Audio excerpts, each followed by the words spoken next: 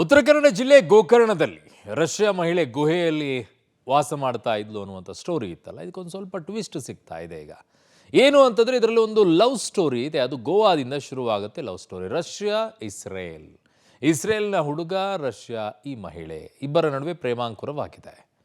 ತದನಂತರ ಆಗಿರುವಂಥ ಬೆಳವಣಿಗೆನೇ ಇದಕ್ಕೆ ನಾಂದಿ ಹಾಡ್ತಾ ಅನ್ನುವಂಥ ಪ್ರಶ್ನೆ ಈಗ ಮೂಡ್ತಾ ಇದೆ. ಯಾಕೆ ಅಂತಂದರೆ ಮಕ್ಕಳನ್ನ ನನಗೆ ಸೇರಬೇಕು, ಮಕ್ಕಳನ್ನ ನಾನು ನೋಡ್ಕೊಳ್ತೀನಿ ಅಂತ ಅವನು ಹೇಳ್ತಾ ಇದ್ದಂತೆ. ಅದಕ್ಕೆ ಅವಳು ಅಲ್ಲಿಂದ ಬಿಟ್ಟು ಇಲ್ಲಿಗೆ ಬಂದಿದ್ದ. ಸ್ಟೋರಿ ಇಲ್ಲಿದೆ ನೋಡಿ.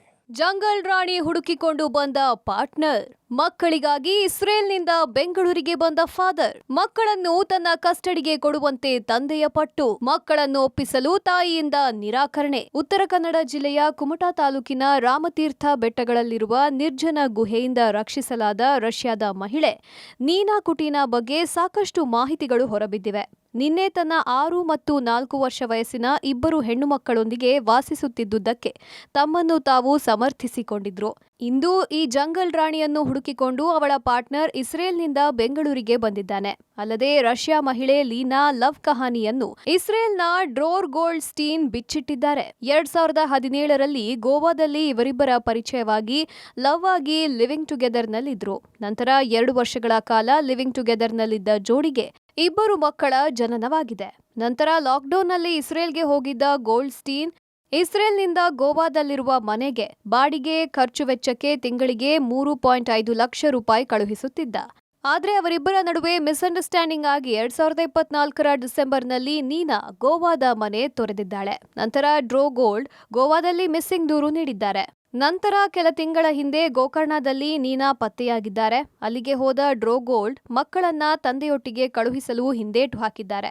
Around 6 months ago, she left Goa without informing me.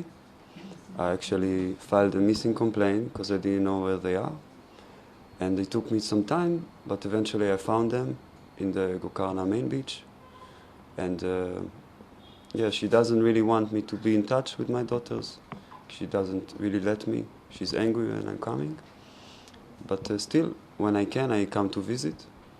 And my demand, my wish is to be close to my daughters. Like now, she left the house. Okay. But she's been living in Goa for 5 years. Okay. I've been paying the rent. And I was coming and going to visit them sometimes. Yeah, for a few months, like around 6 months every year. I want to gain, it's not against my wife, it's for me being in touch with my daughters. Like, she didn't leave me, we separated. And I wish to be the father of my daughters, to be in touch with them. The word is shared custody. That's the word I was looking for. I want to have a shared custody of my 2 daughters. ನೀನಾಗೆ ಮಕ್ಕಳು ಪ್ರಕೃತಿ ಜೊತೆ ಬದುಕಬೇಕೆಂಬ ಆಸೆ ಇದ್ದು ತಂದೆಯೊಟ್ಟಿಗೆ ಕಳುಹಿಸ್ತಿಲ್ಲ. ಆದರೆ ಡ್ರೋರ್ gold ಸ್ಟೇನ್ಗೆ ಮಕ್ಕಳ ವಿದ್ಯಾಭ್ಯಾಸ ನೋಡಬೇಕು, ಅವರಿಗೆ ಒಳ್ಳೆಯ ಲೈಫ್ ಬೇಕು, ತನ್ನ ಜೊತೆ ಕಳಿಸಿಕೊಡುವಂತೆ ಮನವಿ ಮಾಡಿದ್ದಾರೆ.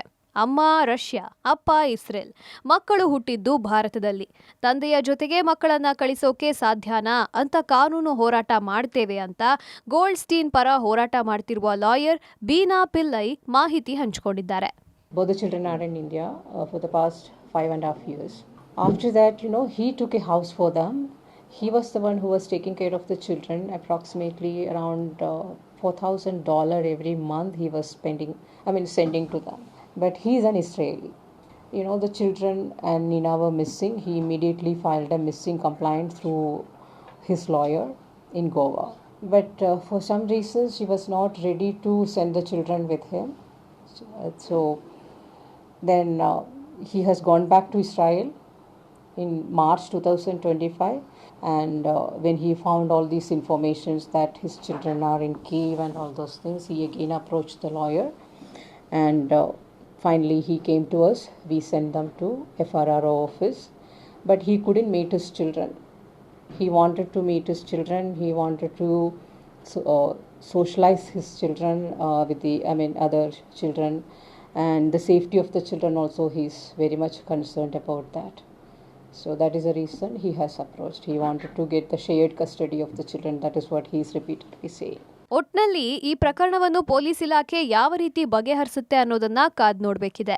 Aruna Shiraguppi, public TV, Bengaluru. ಇಂಥ ಸ್ಟೋರಿಗಳು ನಮ್ಮ ಲೋಕಲಲ್ಲೂ ಇರುತ್ತವೆ.